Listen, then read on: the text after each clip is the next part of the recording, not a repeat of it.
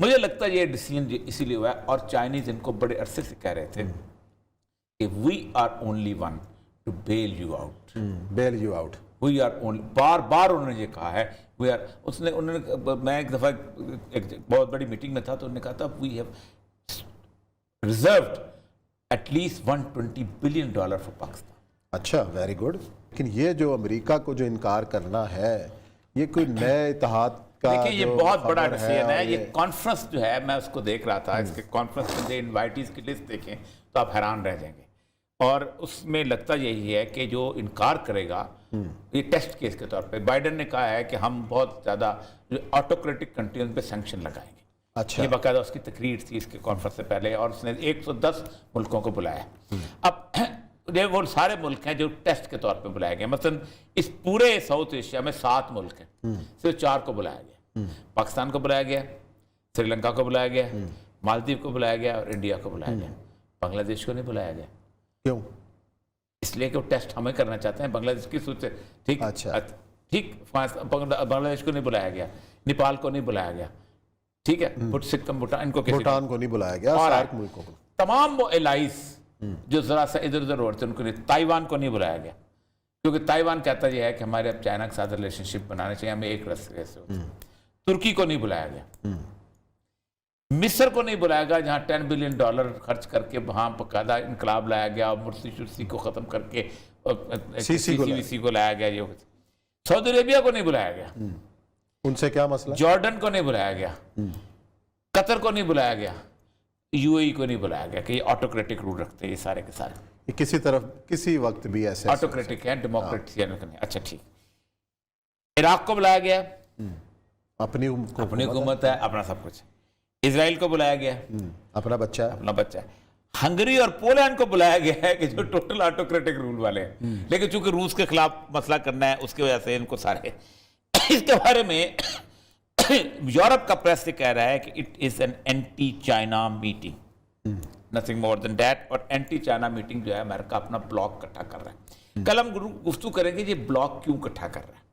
Block बुनियादी तौर पर अमेरिका जो है वो 2 जगहों पे जंग छेड़ना चाहता है, क्योंकि अमेरिकन मिलिट्री इंडस्ट्रियल कॉम्प्लेक्स ये चाहता है कि अगर हमारी जंग न छिड़ी तो हम मारे जाएंगे। सही। देखिए जंग का खर्चा अमेरिका खुद नहीं उठाता है। ये जो हम कहते हैं 3000 बिलियन जो है वो उसने खर्च कर दिया अफगानिस्तान में। ये पूरी दुनिया का पूल अप रिसोर्स होते हैं, जापान फलाना फलाना, ये वो मिलिट्री चल रही होती हैं, कर्जे लिए जा रहे होते हैं, आवाम कर्जा उठा रहे होते हैं और फैक्ट्रीज जो हैं वो माल बना रही होती हैं। नेटो के अंदर एक मुल्क है जिसको वो शामिल करना चाहते हैं और वो है यूक्रेन। अच्छा।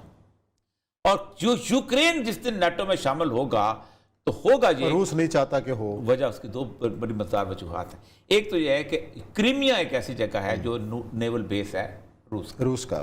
जिस दिन वो क्रीमिया खत्म हो जाएगा, रूस will be out from the naval power in the world. उसकी कोई नेवल पावर नहीं रहेगी।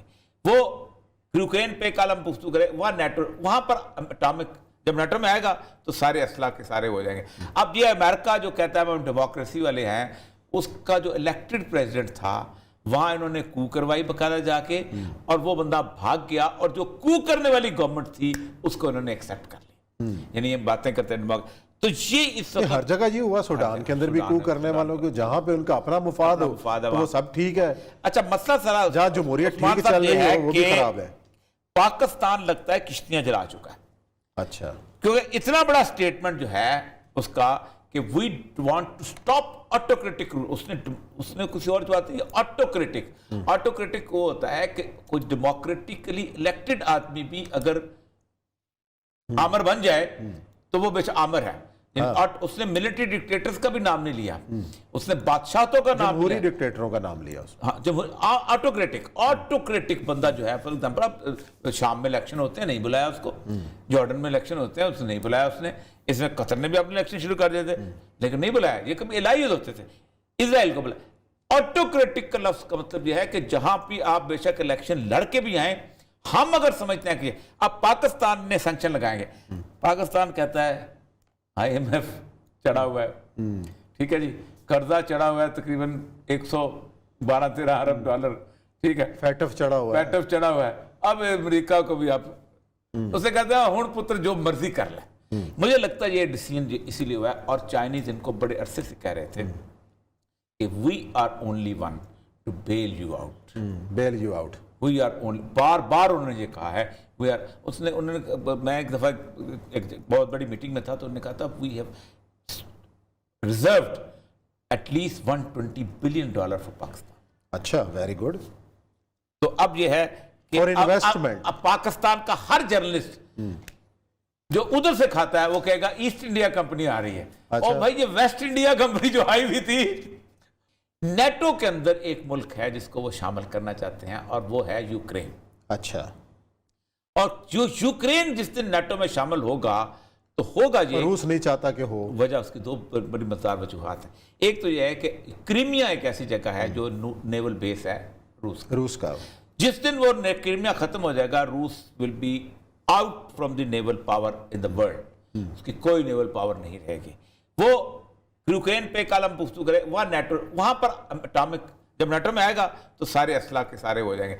अब ये अमेरिका जो कहता है हम डेमोक्रेसी वाले हैं, उसका जो इलेक्टेड प्रेसिडेंट था वहां इन्होंने कू करवाई बकायदा जाके, और वो बंदा भाग गया, और जो कू करने वाली गवर्नमेंट थी उसको इन्होंने एक्सेप्ट कर लिया। यानी ये बातें करते हैं दिमाग।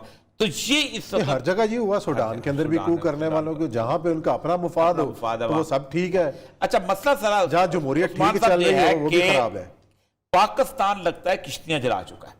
अच्छा, क्योंकि इतना बड़ा स्टेटमेंट जो है उसका कि we want to stop autocratic rule, उसने कुछ और बात है। ऑटोक्रेटिक वो होता है कि कुछ डेमोक्रेटिकली इलेक्टेड आदमी भी अगर आमर बन जाए तो वो बेच आमर है।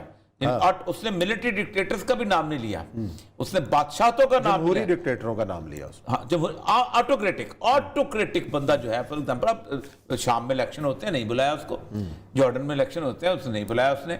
इसमें कतर ने भी अपने इलेक्शन शुरू कर दिए थे, लेकिन नहीं बुलाया। ये कभी इलाही होते थे, इजराइल को बुलाया। ऑटोक्रेटिक का लफ्ज का मतलब यह है कि जहां भी आप बेशक इलेक्शन लड़के भी आए, हम अगर समझते हैं कि अब पाकिस्तान ने सैंक्शन लगाएंगे, पाकिस्तान कहता है IMF चढ़ा हुआ है, ठीक है जी, कर्जा चढ़ा हुआ है तकरीबन 112-13 अरब डॉलर, ठीक है, फैटफ चढ़ा हुआ है।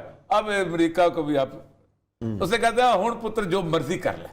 मुझे लगता है ये डिसीजन इसीलिए हुआ है, और चाइनीज इनको बड़े अरसे से कह रहे थे कि we are only one to bail you out, we are only, बार बार उन्होंने ये कहा है वी आर। उन्होंने मैं एक दफा एक बहुत बड़ी मीटिंग में था तो उन्होंने कहा था we have reserved at least $120 billion for Pakistan.